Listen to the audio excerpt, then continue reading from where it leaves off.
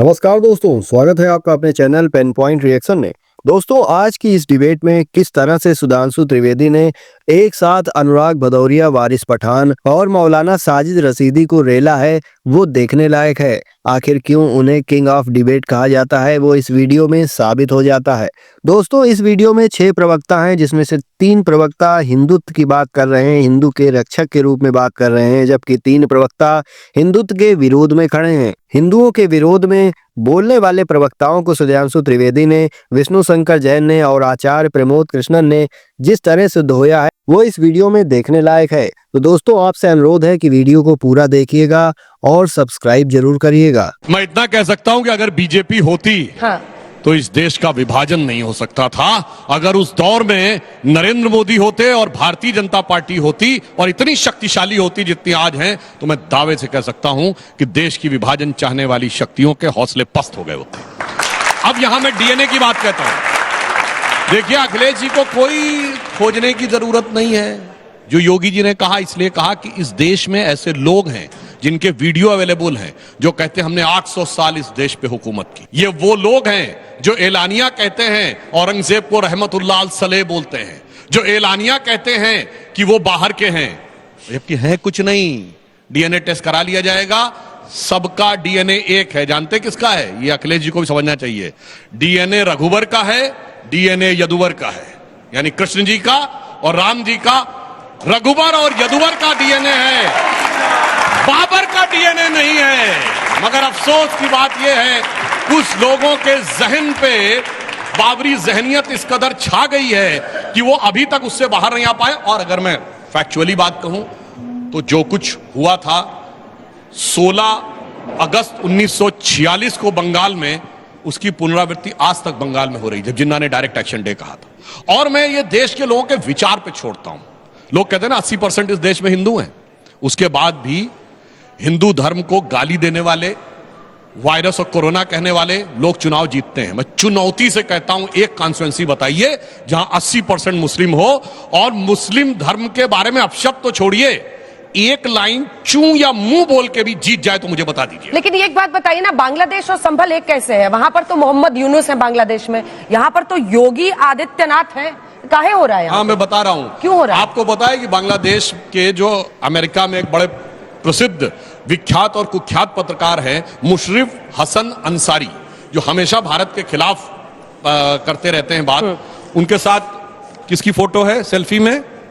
परम आदरणीय सम्माननीय कांग्रेस के श्री राहुल गांधी जी की। तो कनेक्शन तो है। और दूसरा बताता हूं, चुनाव हुआ 2024 का, चुनाव तो भारत में हो रहा था। कांग्रेस के नेता शशि थरूर ने बांग्लादेश के अखबार डेली स्टार में आर्टिकल लिखा, शीर्षक क्या था? Modi has to go. भाई, चुनाव भारत में हो रहा था, बांग्लादेश के अखबार में क्यों लिख रहे थे? मगर शशि थरूर जी बहुत बुद्धिमान व्यक्ति हैं, हवा में थोड़ी लिखे थे। जाइए चेक करिए 2024 में सबसे बड़ी जीत किस कॉन्स्टिट्यूएंसी में हुई है। असम की धुबरी सीट पर कांग्रेस के रकीबुल हसन 10,25,000 से जीते हैं, राहुल गांधी जी 3,62,000 से जीते हैं। और असम में जाइए, धुबरी को मिनी बांग्लादेश कहा जाता है, जहां बांग्लादेशी घुसपैठियों की सबसे ज्यादा संख्या है। धुबरी, बरपेटा, करीमगंज, वहीं सबसे बड़ी जीत। तो समझ जाइए क्यों लिखा था शशि थरूर ने आर्टिकल और क्यों खिंचवाई थी फोटो राहुल गांधी ने। अब समझ में आना चाहिए क्यों बोला है योगी जी ने। अनुराग जी, हिंदुत्व का जो आक्रामक रूप योगी आदित्यनाथ ने धारण किया हुआ इन दिनों, बटेंगे तो कटेंगे से लेकर बांग्लादेश, डीएनए, जिन्ना का जिन, ऐसा लगता है कि अखिलेश यादव बस उसका जवाब देते फिर रहे हैं हर जगह। अखिलेश बाबू क्या कर रहे हैं? आप कंपेयर करते हो संभल को बांग्लादेश से, इसलिए आप लगातार धर्म के नाम पे राजनीति कर रहे हो, हमारे बीच में नफरत की आग बो रहे हो। सनातन के बारे में आप जानते नहीं हो, सनातन कभी नफरत की बात नहीं करता, सनातन हमेशा वसुधैव कुटुंब की बात करता है, सनातन प्रेम की भाषा की बात करता है। आप प्रेम की भाषा की बात करते ही नहीं हो। नहीं। आप हमेशा लोगों को डिवाइड करना चाहते हो। तो एक सवाल आप भी दे दीजिए। मुझे तो लग रहा है आप अपने बारे में कह रहे हैं। बताती हूँ क्यों, बताती हूँ क्यों, बताती हूँ क्यों। शायद आप सुनिए तो सवाल तो सुनिए। सवाल ये है कि आप बहराइच में तो नहीं देते हैं मुआवजा। बहराइच में अगर एक हिंदू मारा जाता है तब तो आप मुआवजे का ऐलान नहीं करते हैं। सुना 19 नवंबर 2024 से पहले या उसके बाद संभल को लेके हमने क्या कभी कोई पॉलिटिकल बयान दिया या हमारे याचिकाकर्ताओं ने दिया? सिर्फ और सिर्फ कोर्ट में याचिका डाली रिसर्च और फैक्ट के आधार पे। और याचिका क्या है कि प्लेसेस ऑफ वर्शिप एक्ट यहां पे अप्लाई नहीं होता है। जो ancient protection of monument act 1958 है, उसके सेक्शन 16 और 18 में ये एएसआई द्वारा संरक्षित स्मारक है। 1920 में एएसआई ने इसको 412 नंबर इसका एंट्री है, एएसआई ने इसको प्रिजर्व रखा था, इसलिए वापस एएसआई को उसका कब्जा दिया जाए। एएसआई यहां पे धार्मिक चरित्र निर्धारित करे और जो उस धार्मिक चरित्र के अनुरूप काम करे उसको कब्जा दे। अब ये मामला जब कोर्ट में दाखिल किया गया, ऑनरेबल कोर्ट ने हमें सुना, ऑनरेबल कोर्ट ने पाया कि हाँ इसकी रिसर्च एक्यूरेट है, कोर्ट ने नोटिस जारी किया। तो सर्वे से होगा क्या? आप सर्वे करेंगे जब धार्मिक चरित्र एक जगह का बदल ही नहीं सकता, ये सुप्रीम कोर्ट ने भी कह दिया अयोध्या के बाद, ओके, तो आप करेंगे क्या सर्वे? देखिए मैं धार्मिक चरित्र तय करना तो जरूरी है ना। अभी मजा आएगा ना भिड़ो। अभी आज सुप्रीम कोर्ट की मेरे पर रिस्ट्रिक्शन है कि वहां पे जो मिला है वो सील कवर में रहना है, नहीं तो मैं आपके सामने बता सकता था कि वहां सर्वे में क्या क्या मिला है, पर मेरे पे एक मर्यादा सुप्रीम कोर्ट ने रखी हुई है, इसलिए मैं नहीं बता पा रहा हूं।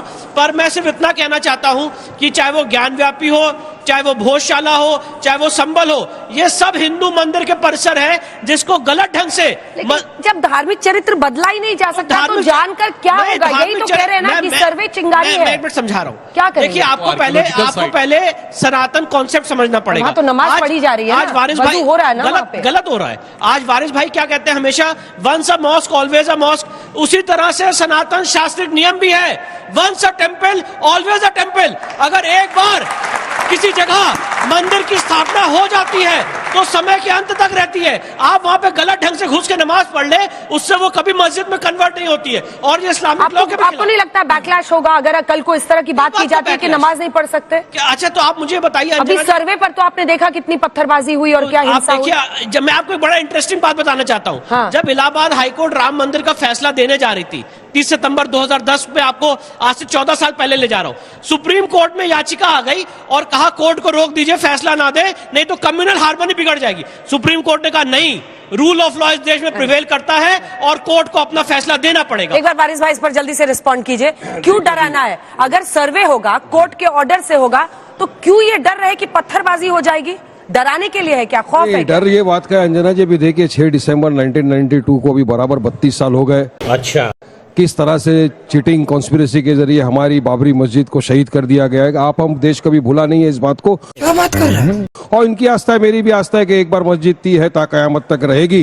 ठीक है, मेरी भी आस्था कर। एक चीज आज दुनिया भर पूरे देख रहे हैं, क्योंकि सुप्रीम कोर्ट ने अपने जजमेंट में भी ये साफ निश्चय कहा था ओके, कि वहां पर आज तक कोई ऐसा प्रमाण नहीं मिला है कि किसी मंदिर को तोड़ के मस्जिद बना दी गई है।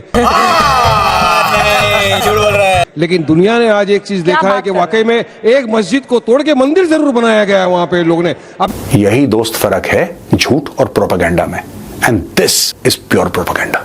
भी मंशा इंटेंशन यही है, अगर देश 92 के एरा में नहीं जाए, इसलिए तो प्लेसेस ऑफ वर्शिप एक्ट लाया था। अच्छा, प्लेसेस ऑफ वर्शिप एक्ट लाने की मंशा एक ही थी, साफ सिंपल सरल, कि आगे से अपने देश में गंगा जमुनी कोर्ट ने ऐसा कहीं नहीं कहा वारिस भाई। मुसलमान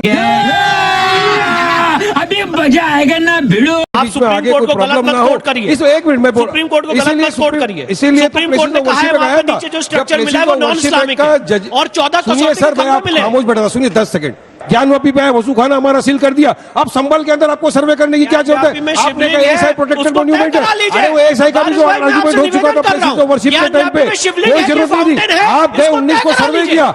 संभल, अयोध्या, बांग्लादेश, डीएनए एक है, क्या है ये? योगी जी क्या बता रहे हैं? देखिए अंजना जी, पहली बात तो ये है कि डीएनए 2 तरह के होते हैं, एक होता है बायोलॉजिकल, एक होता है इमोशनल।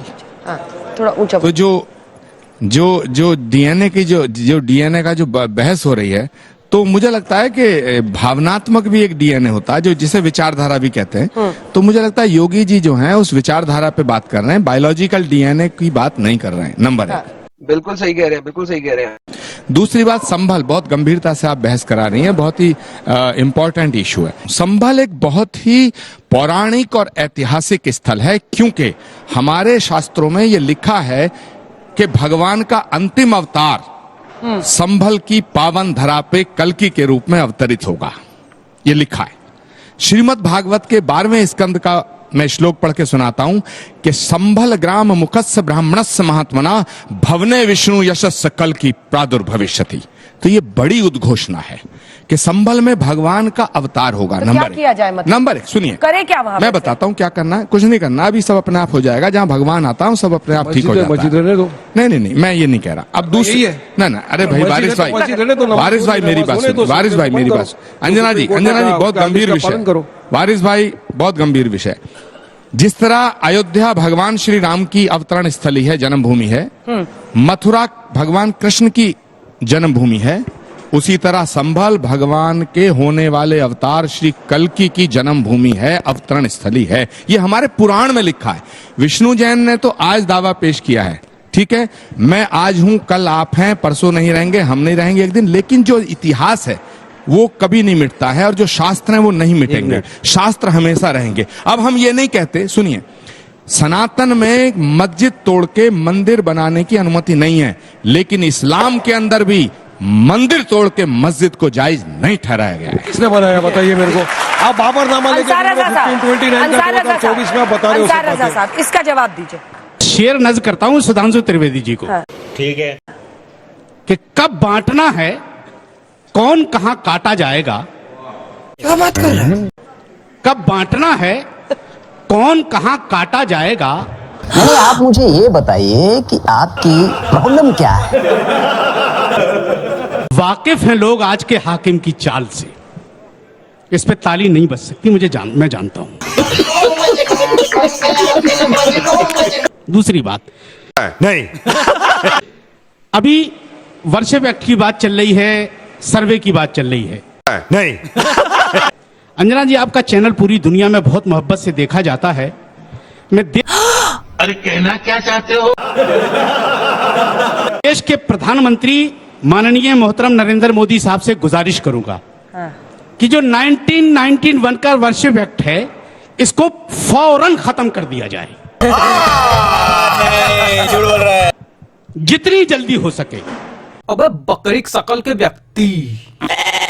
और एक नया एक्ट लाया जाए जिसका नाम रखा जाए मुस्लिम धार्मिक स्थल खुदाई आयोग।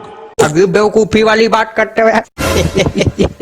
और उसका चेयरमैन भूतपूर्व चीफ जस्टिस जनाब चंद्रचूड़ साहब को बनाया जाए। भांग खा के आओ का बच्चा। और 2 नॉमिनल मेंबर बनाए जाएं, विष्णु शंकर जैन और हरिशंकर जैन को। कितनी मजे में बता रहा है। अच्छा सुझाव सर, सुन ली हम मानते हैं इसको। वो तो खुश हो रहे हैं। जी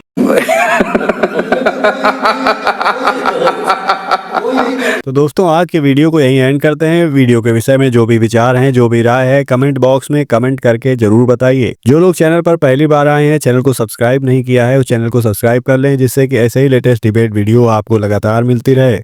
जल्दी मिलते हैं किसी और वीडियो में, तब तक के लिए आप स्वस्थ रहिए, सुरक्षित रहिए। नमस्कार, जय हिंद, जय श्री राम।